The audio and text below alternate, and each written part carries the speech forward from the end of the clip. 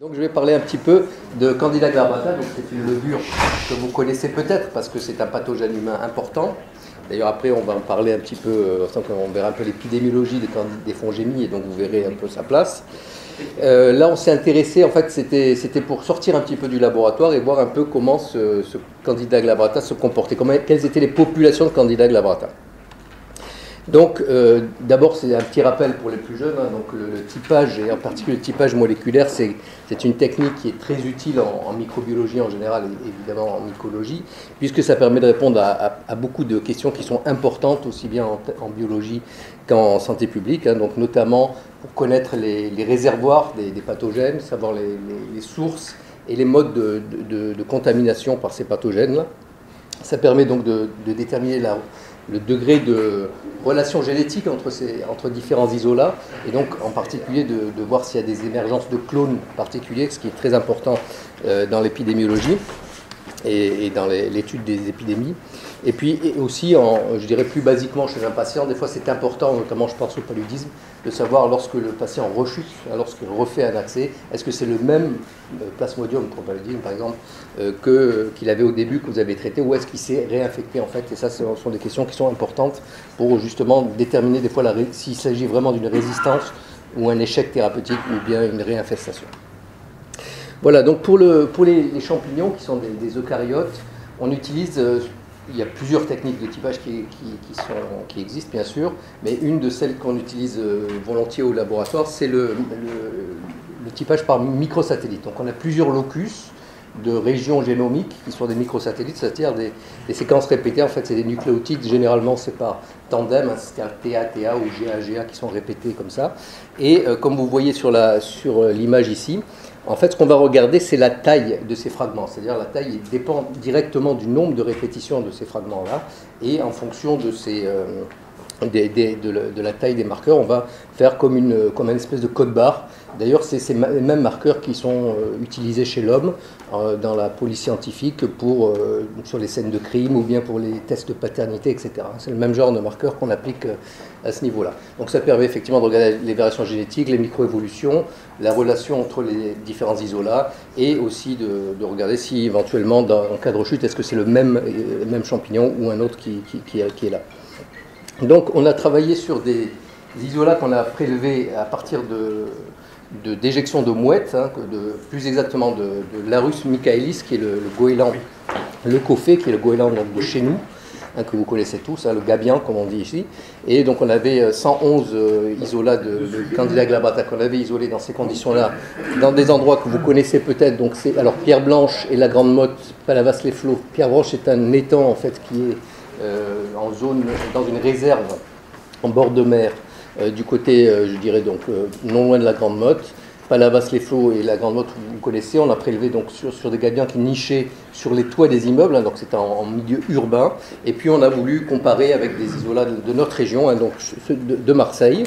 Donc on avait les archipels de Riou et de Frioul, les îles de Riou et de Frioul que vous connaissez, donc les archipels au large de Marseille. Et on a prélevé des patients, des isolats de patients, excusez-moi, qui venaient donc des hôpitaux de Marseille, de Montpellier et de Nîmes, pour comparer un peu tout ça et voir comment est-ce que circulaient les gènes dans cette population. Donc on a génotypé ces 190 Candida glabrata. On a utilisé un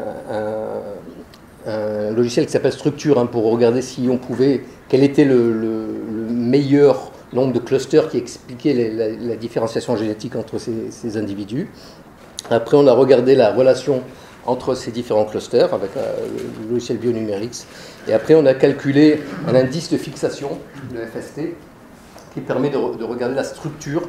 Est-ce qu'il y existe une structure génétique? Alors, en fonction de différents critères, donc soit la distance géographique, par exemple, le site géographique, soit le fait que justement il est isolé d'un gabion ou d'un humain. Tout ça, on a pu le mesurer, en fait, s'il y avait une différenciation par rapport au lieu de prélèvement et là où on avait trouvé le champignon.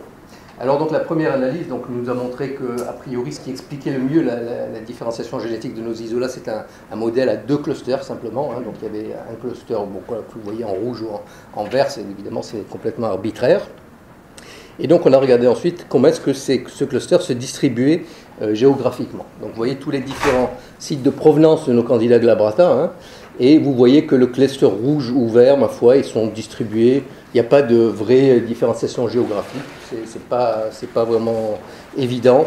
Et effectivement, à la Grande Motte, il n'y a que du rouge, mais ça vient aussi du fait qu'on avait relativement peu d'isola dans cet endroit où on avait prélevé sur des nids qui étaient en haut des immeubles et peut-être un peu plus secs, on va dire, avec on avait moins de levure globalement qu'ailleurs. Bon. Donc rien qui saute aux yeux, en tout cas, à l'analyse comme ça. Quand on regarde l'indice de fixation qui donc montre la différenciation génétique, on voit qu'il y a effectivement, alors tout ce qu'il y a en gras, enfin d'un côté vous avez ici les valeurs du petit p, comment dire, donc la significativité statistique, et donc tout ce qui est en gras, donc c'est statistiquement significatif, et vous voyez qu'il y a quand par exemple 0,35 c'est une différenciation génétique assez importante, et bien sûr par exemple 0,06 c'est une différenciation qui est faible, donc il y a relativement peu de différenciation entre Pierre Blanche et Palavas-les-Flots. En revanche, par exemple, entre Rioux et le Frioul, elle est assez importante. Entre Rioux et la Grande Motte, c'est très marqué. Et donc ça, bon, juste pour vous l'illustrer, quand vous voyez un trait gras, en dessous vous avez le même indice de fixation qui est représenté ici. Un trait gras, donc ça veut dire qu'il y a une structuration génétique qui dépend de la localisation. Donc c'est vrai que globalement, selon là où on a prélevé le glabrata, c'était important. Enfin, il y avait une structuration génétique, ce qui veut dire que, on va dire, c'est pas exactement vrai, mais on va dire une tendance à la clonalité, si je puis m'exprimer ainsi. Voilà, une autre analyse qu'on a fait, donc où on revoit, donc vous voyez qu'en réalité ce cluster rouge, eh bien, donc c'est le minimum spanning tree, hein, c'est une manière de représenter graphiquement donc les similitudes génétiques. Donc vous voyez que le cluster rouge est très regroupé et qu'en réalité le cluster vert, qu'on appellera vert ici, hein, bien sûr, c'est tout ce qui sort en fait de ce cluster rouge. Et on a fait une analyse de variance moléculaire hein, qu'on appelle AMOVA, qui permet d'expliquer quelles sont les causes entre guillemets, enfin comment est-ce qu'on peut expliquer cette variance génétique. Eh bien vous voyez que la différence de l'endroit où on a prélevé le site d'étude, hein, là où on a prélevé l'isola, ça explique 90% de la variance génétique. Donc c'est vraiment la géographie, je veux dire, qui joue un rôle majeur. À l'intérieur de l'hôte, donc au sein d'un même hôte, c'est-à-dire au sein d'un homme ou au sein d'un gabian, il y a aussi, c'est 9% de la variance, c'est pas négligeable, et d'ailleurs c'est statistiquement significatif. Par contre,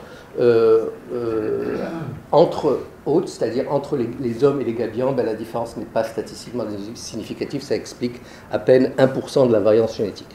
Donc globalement, cette étude montre que les candidats glabrata que l'on trouve chez le gabian et ceux qu'on trouve chez l'homme sont génétiquement non différenciables. Ensuite, on a regardé plus précisément des isolats chez l'homme et chez le gabion. Donc, on a pris une sous-sélection d'isolats pour lesquels on a cherché la résistance ou non au fluconazole, puisque le candida glabrata est une levure qui est assez souvent résistante au fluconazole. Et donc, vous voyez que tout ce qui est bleu clair ou foncé, donc c'est chez l'homme. Tout ce qui est vert clair ou foncé, c'est chez le gabion. Et quand c'est foncé, donc c'est résistant au fluconazole. Quand c'est clair, c'est sensible au fluconazole.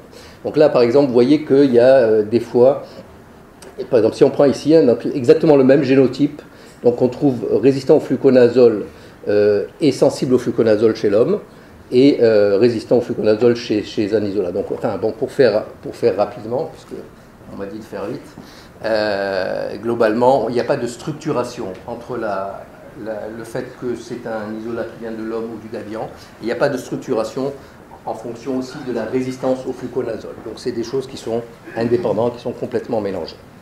Donc voilà, je voulais juste remercier, parce que c'est un travail qui est évidemment, on a collaboré avec pas mal de personnes, y compris des gens des réserves naturelles hein, du côté de Montpellier.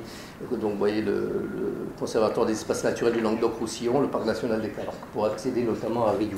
C'était bien agréable d'y aller aussi. Voilà, je vous remercie.